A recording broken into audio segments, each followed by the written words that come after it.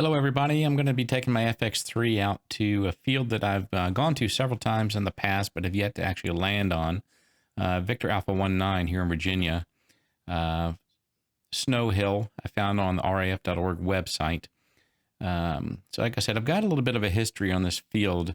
Wanted to go to an off-airport destination after getting my FX-3. I took my... Went out here a couple times and just did not feel comfortable landing. It just seemed small, but quite frankly, it's not. You've got one runway, I believe it's 2,000, and the other one's 1,300, which is plenty long, but it just speaks to proficiency and training. Rather than taking my new plane out and just landing places, actually took a step back and put myself through a training program and learning to fly the airplane slow. And I cannot stress that enough. And this is kind of the culmination of the training, and which continues to progress. But practicing flying slow, transitioning into spot landing practice, just really helps learn to control the plane and better prepare yourself to go into off-airport destinations such as this one.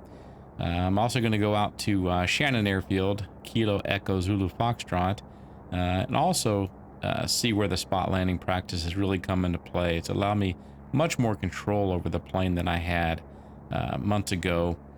So anybody out there that's new to the tail dragger, new to the backcountry, highly recommend taking your time, doing some training, and put yourself through your own designated training course or with an instructor before you go out and do off-airport flying.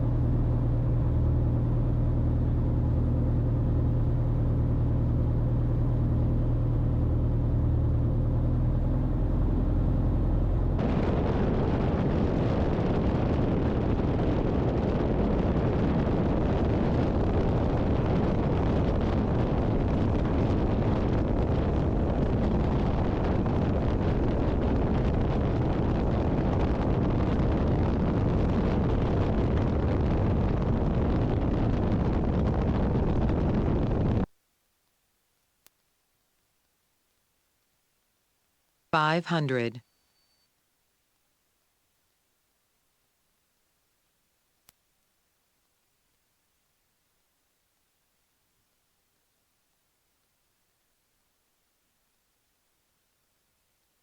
Want to go beyond the ravine.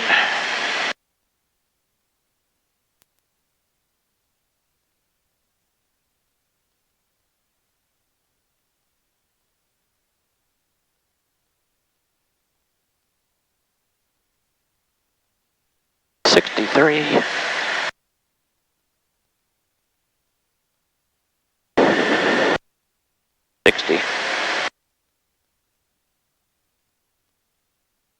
All right, get into the touchdown zone right here.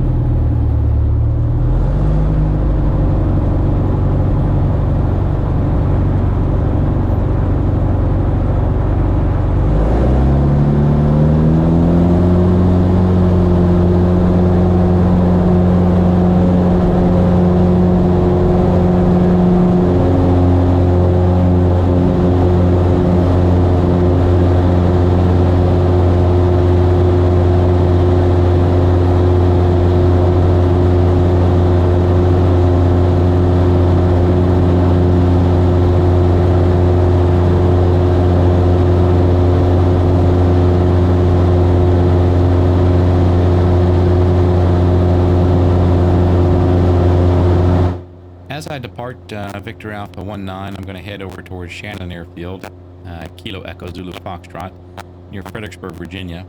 Now, what I want you to do is pause the video, and I want you to study the field and take a look at the grass runway 1533, and see if you can determine which you can land on. What are the rules? What are the NOTAMs, etc. I really got caught by a surprise here. I've been to this airport once before, but I didn't land there because somebody was mowing the grass runway. I was actually coming into runway 15.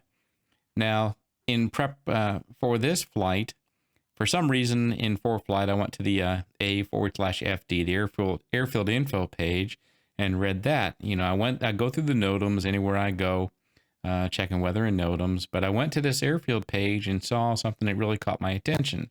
Essentially, runway 15 is closed, but they don't have a X on the end of it. There's no visual indicator when you get there to tell you not to use runway 15. Runway 33 is available for use up until sunset. So after sunset to sunrise, it's not in use. So I actually called the FBO and I asked them about this, and they said, yeah, it's because there's a blind spot and there's intersecting runways, which certainly is a concern of mine.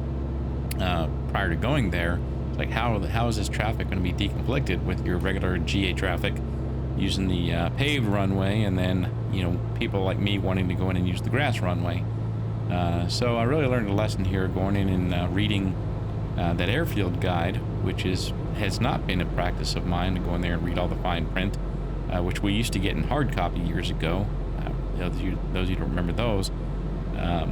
So just a little exercise here to take a look at this and learn, as I've learned, proper airfield study before going to someplace new.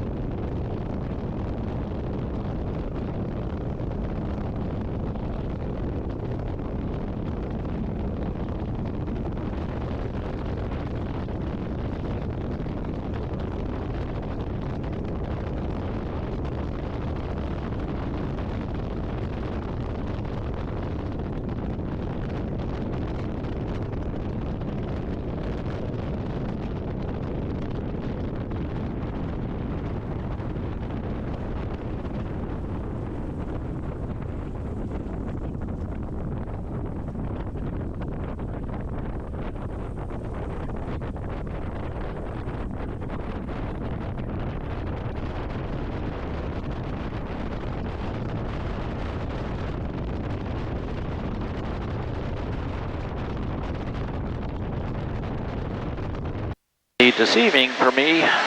Part of like small grass strips is, you know, pattern altitude and just setting up the pattern accordingly. Shannon traffic, White Cub 8 November Charlie entering a downwind 33 Shannon.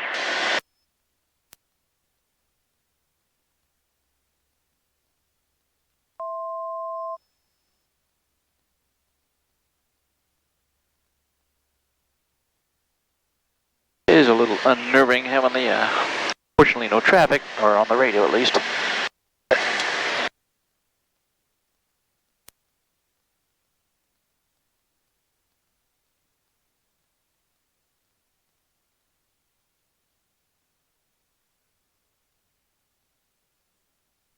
Shannon traffic, White Cub 8 November Charlie, left base 33 Shannon. 500.